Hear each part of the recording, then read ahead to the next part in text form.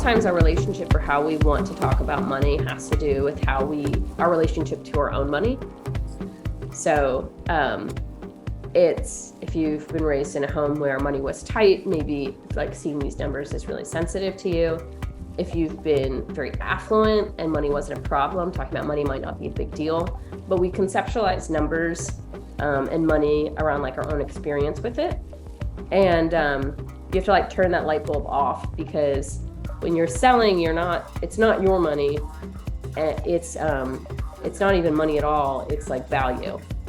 And it's not the price of something, it's the cost. So you have to kind of sort of reconceptualize, like, they're getting something for the money that they're spending, and it is fairly priced, and the value of that should supersede the cost. Therefore, like, when you share numbers, you don't need to feel like concerned, and you can let them make their own judgments. So typically, if someone says, well, how much does this cost? You say, oh, let me share with you our pricing. We actually have 3 different packages, and it really depends on sort of what you're looking for. Based off of what you've shared with me so far, I would recommend the gold package because it gives you a wider audience, and you get a 30-minute demo slot with your customers. So based off of what you've shared, I would recommend that. And then they go, oh yeah, that's totally fair, or oof, the pricing is really steep, Julia. And you can say, okay, can you just walk me through like why you feel that way, or that perspective? Because again, like, your relationship with money is very different than their relationship with money. And if is this coming out of their pocket, or is this coming out of a stipend that their company gives them? It's a lot easier to spend company money. So you can talk about, like, well, like this, do you have stipends that your company gives you? Like, how would you pay for this? A lot of companies will do like sponsorships for stuff, especially for like continued education. So figure out why they feel the way they feel, and then ask them like what they think would actually be fair, or what they were expecting. And then you can start to figure out, okay, like, is this something where I can discount down? We don't do discounts. Do we just walk away?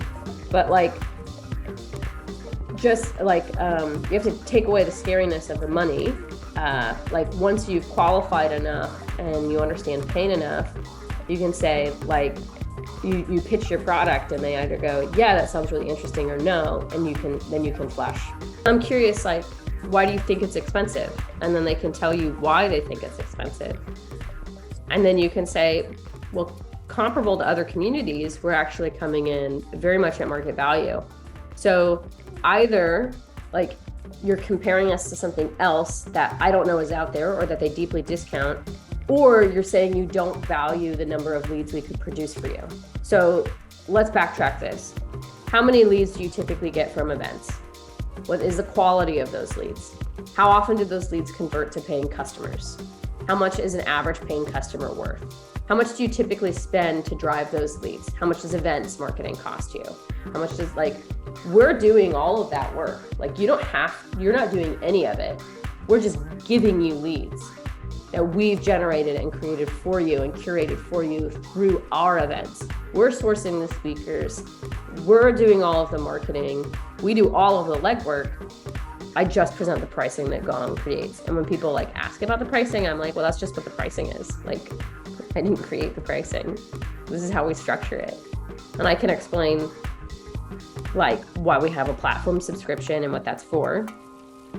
And I can explain the cost of the price per user. But like, that's what it is. That's our pricing. If you don't like it, then you don't get it. And we can end the conversation now.